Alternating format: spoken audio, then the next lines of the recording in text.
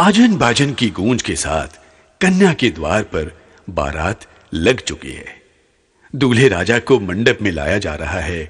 कन्या पक्ष की महिलाएं बड़ी धूमधाम से पारंपरिक रीति रिवाज के अनुसार वर का परिछन कर रही हैं। इस मंगलमय वेला में दोनों पक्षों के बीच नोक झोंक से भरपूर मधुर स्वर लहरियां समस्त वातावरण को ऐसे थिरका रही हैं जैसे तबले की थाप पर घुंघरूओं की आवाज में डूबकर किसी महफिल में नृत्यांगना थिरकती है।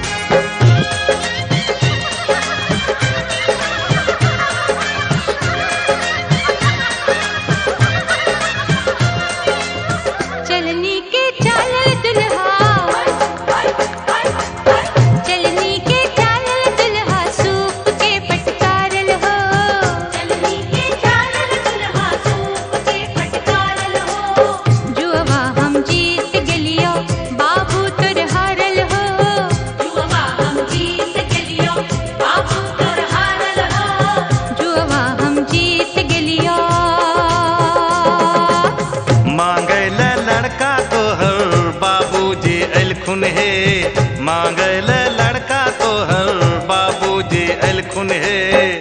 हमर बाबा दादा के गोड़वा जे धलखुन है। हमर बाबा दादा के गोड़वा जे धलखुन है। हमर बाबा दादा के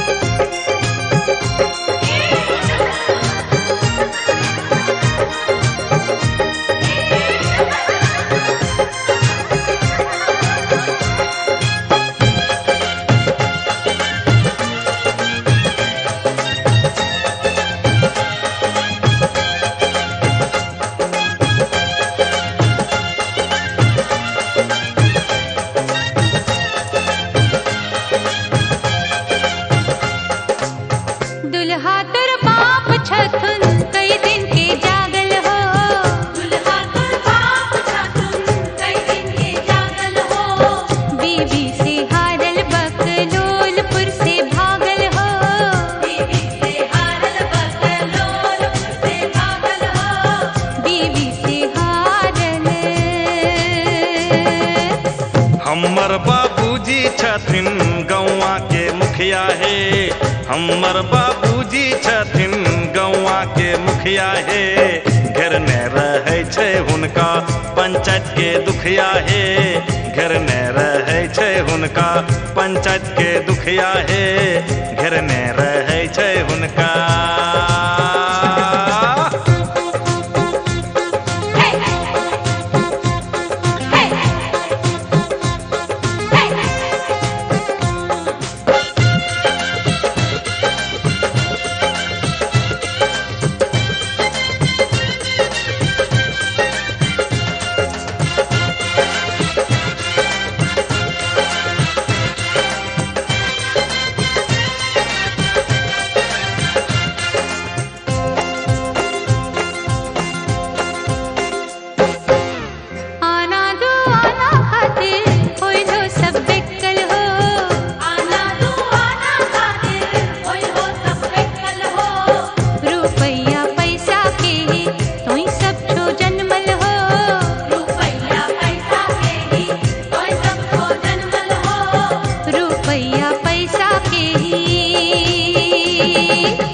सुंदर खंदानी दुल्हा तोय सब ते पहलो है।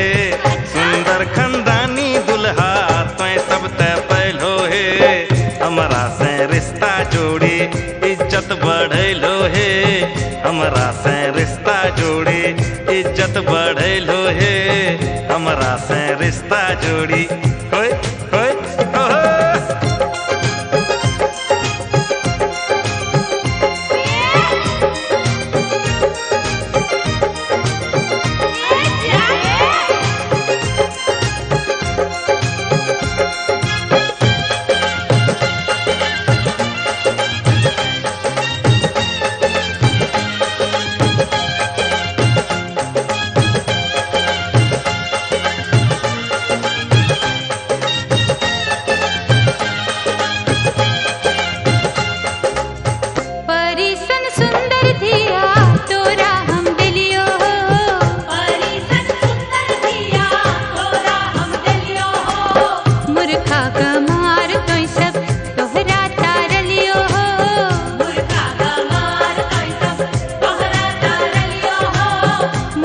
गमार तोय सब